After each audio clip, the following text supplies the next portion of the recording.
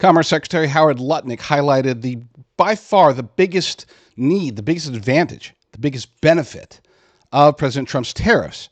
And unfortunately, he only had enough time to barely highlight it, but I'm glad that he started to. And this is a conversation that needs to be had. I'll explain beyond what he says, but I want you to listen. Let's start off with Lutnick himself. They're going to want to negotiate, but these are the same people who have been ripping us off for all these years. Remember, the tariffs are only part of the issue. It's these non-tariff trade barriers where they just won't let you trade. They provide subsidies back, like they charge this VAT tax, right? And they always say, oh, it's not the VAT tax. You know what some of these countries do? They take that 20% tax and they give it back to their producers. So they crush our people. It's got to end, and what's going to happen is you're going to see the greatest renaissance of manufacturing in America. $4 trillion investing in America. That's going to create the most incredible set of jobs. Tradecraft is going to come back to America. People, a high school educated workforce is going to get trained to do robot mechanic, HVAC, but in high tech, fabs for semiconductors. I mean, the coolest jobs, the highest paying jobs, they're all coming to America, and Donald Trump is bringing them in because we're tired of having them built in Taiwan. We're tired of having it built in South Korea. It's time for these things to be built in America, and these jobs are coming home. Again, I wish that he had gone beyond just highlighting it. I wish that he had really gone in depth, and I wish that the Trump administration would do this too, because we keep thinking along the lines, and it's not just legacy media, it's not just even conservative media, it's also even the White House itself. When we think manufacturing is coming back to America, we think like steel workers, auto workers, stuff like that. What Lutnick highlighted there, this is a turning point for the United States of America. He's talking about a renaissance of jobs, a renaissance of new jobs, new types of jobs. Now, we've seen this before. We saw this with, for example, the semiconductor boom, the need for computers to start filling every business, every manufacturing plant, every household, and we were behind. We decided, you know what? We're just it's a big deal, but it's not a big enough deal for us to spend the money and go through the hassle of building it here. So we'll just outsource it to Taiwan or South Korea. And as a result, this multi-billion dollar industry, $1 trillion industry is outsourced completely, entirely outsourced. About 99% of semiconductors, especially for the AI field, the burgeoning AI field, are produced elsewhere. We could have and should have been producing it here. That was one renaissance, and we missed it. The next renaissance, which we're in the process of seeing today, are these advanced technologies, talking about like robot mechanics. I think that was almost like a chuckle line, but that's a reality. That is a reality. Like it or not, whether you and I are going to sit back and we're going to be against the advancements of robots in everyday life, the advancements of artificial intelligence in everyday life, I know that I'm against it.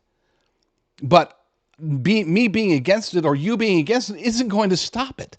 And those jobs are going to be created. They're being created right now.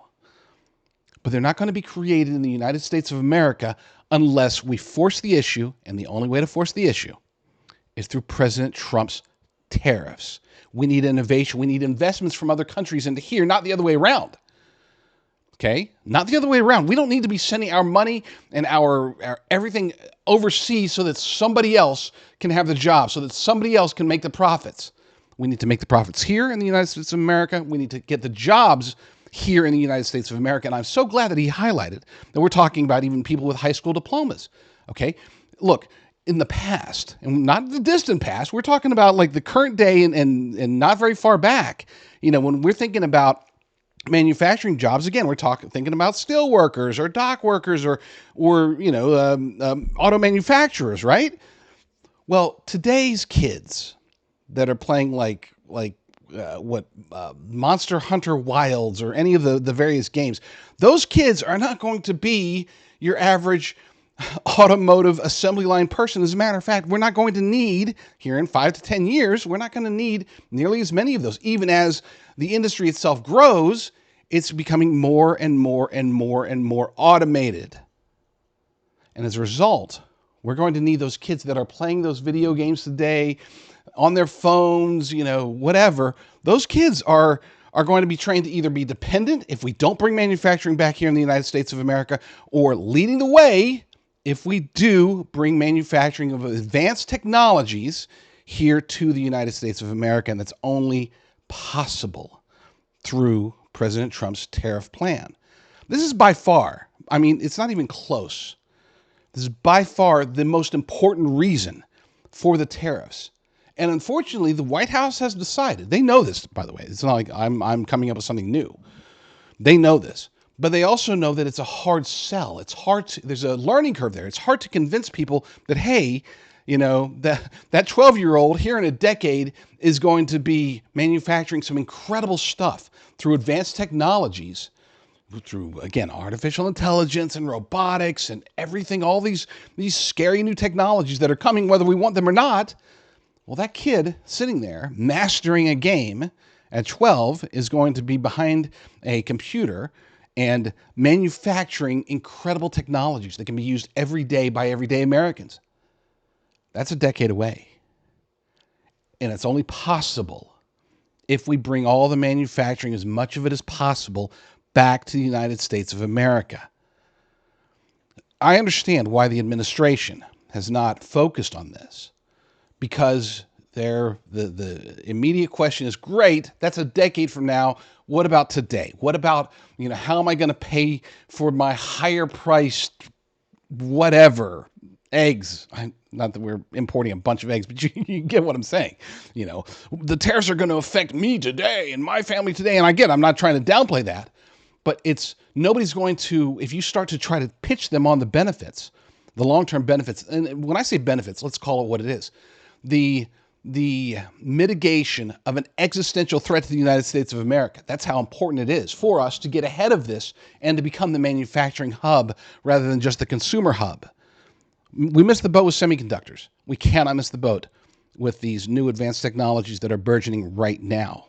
So when we hear about, it's going to bring manufacturing back, great. It's going to bring increased revenue. It's going to give negotiating power to President Trump. It's going to create more jobs today. All that stuff is great. I'm not trying to downplay any of that.